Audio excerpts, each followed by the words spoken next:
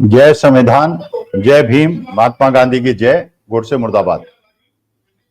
4 PM news network में आज मैं बात करना चाहता हूं। पहले तो हम लोग ये सोच रहे थे और ये समाज के अंदर बहुत संशय था कि माननीय मोदी जी हरियाणा और जम्मू एंड कश्मीर के चुनाव में प्रचार करने आएंगे या नहीं आएंगे। लेकिन मोदी जी प्रचार करने निकले। वो डोडा क्षेत्र में गए, जम्मू क्षेत्र में, जम्मू एंड कश्मीर के अंदर, और कुरुक्षेत्र में उनकी मीटिंग आज है। तो इसका माने मोदी जी चुनाव क्षेत्र में उतर आए हैं। जो पहले ये अंदाजा लगाया जा रहा था कि मोदी जी को अंदाजा हो गया है कि चुनाव में भारतीय जनता पार्टी का कोई चांस नहीं है, लेकिन और वो विदेश यात्रा पे निकल गए हैं।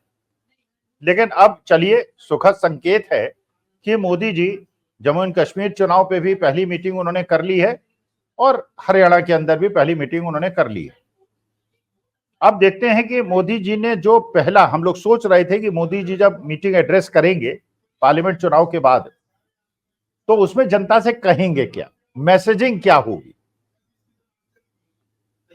अब पहले डोडा की बात करते हैं। डोडा के अंदर जो उनकी मीटिंग हुई, उसमें जो मोदी जी का भाषण था वो मैंने सुना। उसका विश्लेषण करने के लिए, उसकी विवेचना करने के लिए कि मोदी जी आखिर करना क्या चाह रहे हैं, कहना क्या चाह रहे हैं। मोदी जी ने फिर विक्टिम कार्ड खेला, जैसे वो हमेशा विक्टिम कार्ड खेलते हैं। उन्होंने कहा, उन्होंने संदर्भ लिया खड़गे साहब के उस स्टेटमेंट का, जिसमें खड़गे साहब ने कहा था कि अगर देश की जनता 20 सीटें इंडिया गठबंधन को और दिला देती तो इंडिया गठबंधन सत्ता में आता और मोदी जी और बाकी जितने लोग हैं वो जेल के अंदर जाते।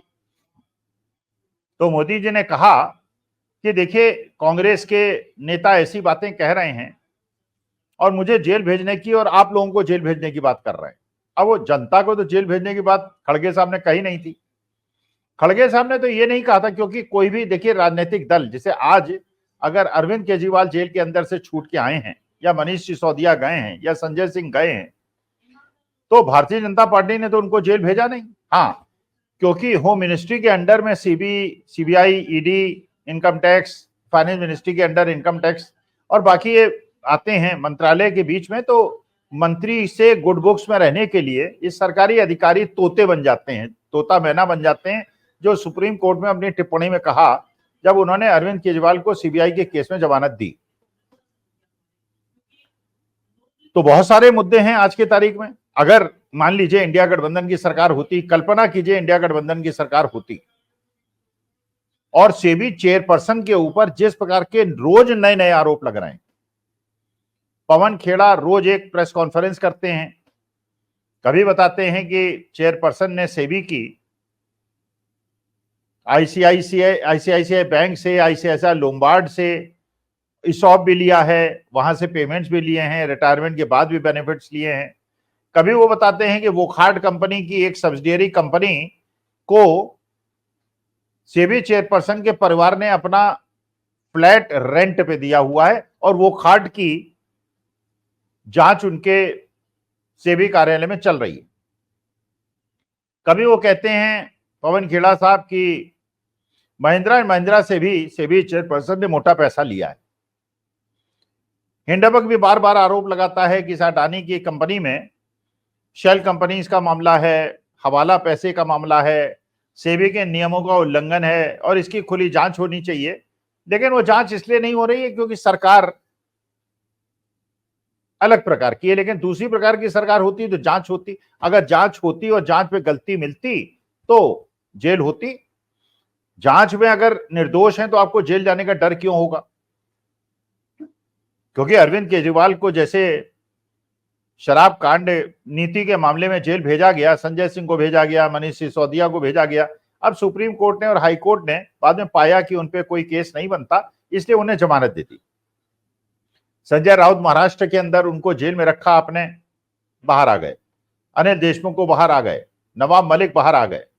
तो ज्यादातर ऐसे राजनीतिक लोग जिनको राजनीतिक प्रतिद्वंदिता के वजह से जेल के अंदर रखा गया, वो जेल तो बाहर आ गए। तो निर्दोष होंगे तो जेल में बाहर आ जाएंगे, इसमें ऐसी कौन सी परेशानी की बात है?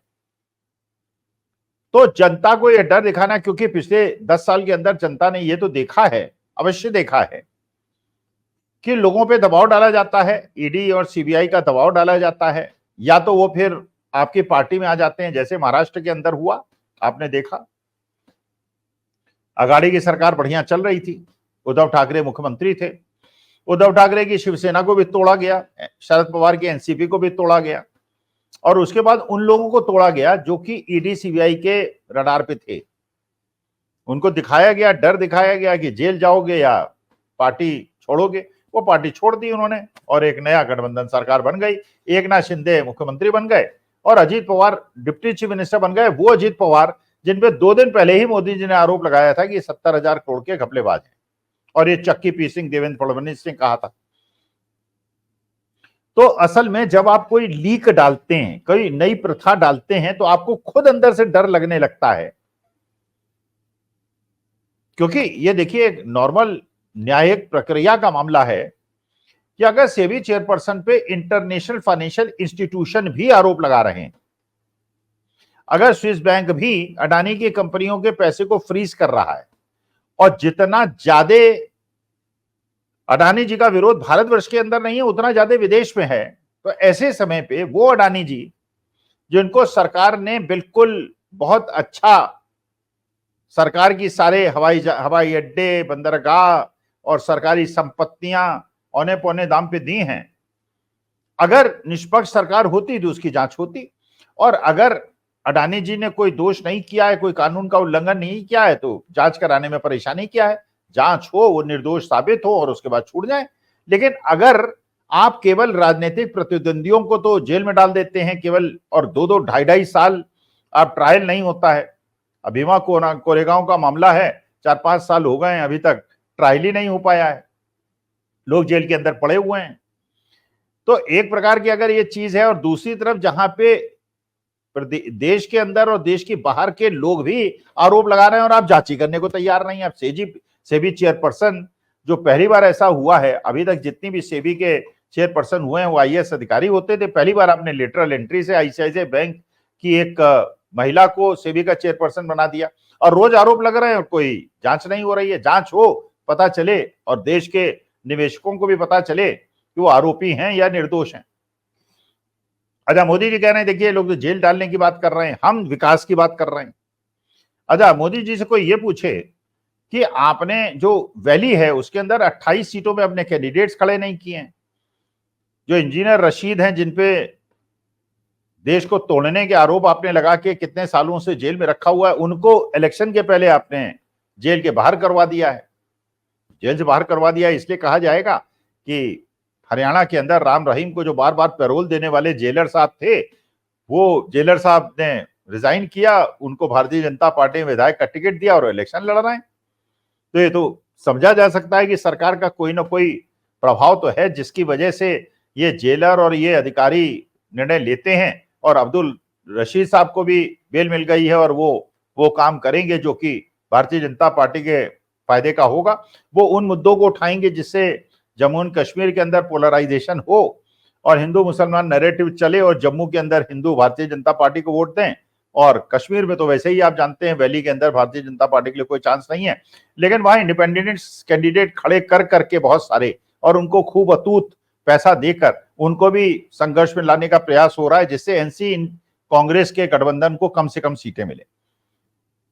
लेकिन अगर आपने 370 हटने के बाद कश्मीर के अंदर शांति स्थापित कर दी और पत्थरबाजी वहां खत्म हो गई है, तो उसके बाद 28 सीटों पे आपने कैंडिडेट आपको क्यों नहीं मिले? वहां तो लोगों को लाइन लगा लेनी चाहिए थी भारतीय जनता पार्टी का टिकट देने के लिए।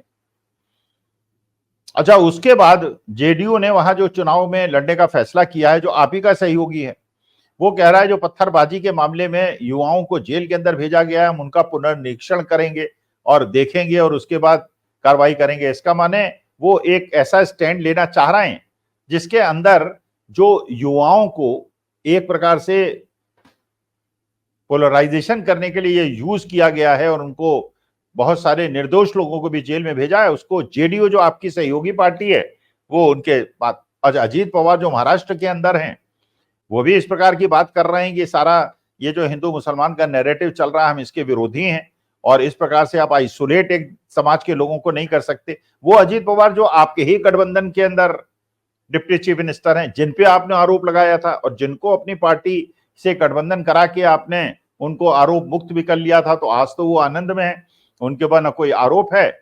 और अगर वो महायुति को छोड़ के अघाड़ी की तरफ जाते हैं तो अब तो वो कह सकते हैं कि भारतीय जनता पार्टी ने ही तो मुझे दोष मुक्त किया है, तो अब मुझे किस आधार पे ये भ्रष्ट कह सकते हैं या कुछ कह सकते हैं। तो जिस प्रकार से डोडा के अंदर मोदी जी ने भाषण दिया है, उससे मैसेज ये जा रहा है कि जब आदमी कोई मान लीजिए किसी चीज में भी बहुत ज्यादा बढ़ जाता है, तो उसके बाद उसके अंदर एक डर समाता है कि कहीं यही चीज मेरे साथ ना हो।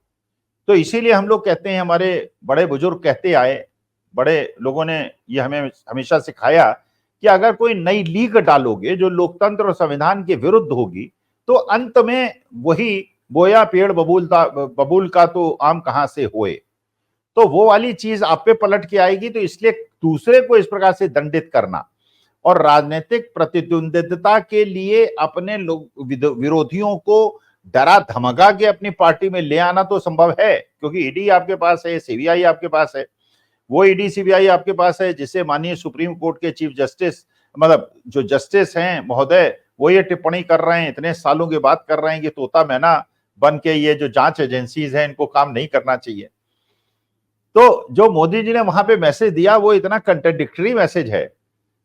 अच्छा, फिर परिवारवाद की बात की मोदी जी ने, फिर उन्होंने परिवारवाद की जब बात की तो उन्होंने अब्दुल्ला फैमिली की बात भी की और उन्होंने मुफ्ती सईद के भी बारे में बात की, पीडीपी के बारे में बात की, नेशनल कॉन्फ्रेंस के बारे में बात की। नेशनल कॉन्फ्रेंस और कांग्रेस का महागठबंधन है, लेकिन वो खुद भूल गए कि पिछली बार जब इलेक्शन हुआ था 10 साल पहले वहां पर, तो पीडीपी अलग चुनाव लड़ी थी, बीजेपी अलग लड़ी थी, लेकिन बीजेपी और पीडीपी का गठबंधन हुआ था और उसके लिए 1 महीने चर्चा चली थी और मोदी जी ने मुफ्ती मोहम्मद सईद से बैठकें की थी और तब वो जीवित थे और उनको चीफ मिनिस्टर बनाया था और मोदी जी उनकी शपथ ग्रहण में भी गए थे।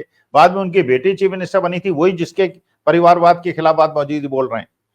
मोदी जी शायद ये भी भूल गए कि जब अटल जी की सरकार थी तो अटल जी की सरकार में यही अब्दुल्ला फैमिली के फारूक अब्दुल्ला मिनिस्टर थे। तो जिन पे आप कश्मीर के अंदर आप खुद आरोप लगाते हैं और अपना इतिहास खुद भूल जाते हैं, इन पार्टियों के साथ आपका भी गठबंधन था। अच्छा, कांग्रेस को या राहुल गांधी को इस चीज के लिए दोष देते हैं कि 70 साल पहले ऐसा हुआ, 80 साल पहले ऐसा हुआ, तो ये 10 साल के इतिहास को तो कश्मीर के आपको देख लेना चाहिए था। तो मुझे ऐसा लगता है कि जो श्री गणेश हुआ है, जो बिस्मिल्लाह हुआ है कश्मीर में डोडा से माननीय मोदी जी के भाषण का, वो बड़ा कंफ्यूजिंग है। और अब मोदी जी के सलाहकारों को और थोड़ी मेहनत करनी चाहिए कि जब वो भाषण देने जाएं तो ऐसी बातें न करें जिससे कंट्रडिक्शंस पैदा हो और जिससे भारतीय जनता पार्टी का नुकसान हो। क्योंकि आज के तारीख में जो पहले मोदी जी एक एसेट हुआ करते थे भारतीय जनता पार्टी के लिए, आज वो स्थिति नहीं है। तो उनकी एक एक बात को बारीकी से देखा जाएगा, उसका विश्लेषण किया जाएगा और उसका नुकसान भारतीय जनता पार्टी का न हो, इसका ध्यान मोदी जी को भी रखना चाहिए और भारतीय जनता पार्टी के रणनीतिकारों को भी रखना चाहिए। नमस्कार, धन्यवाद और प्रणाम।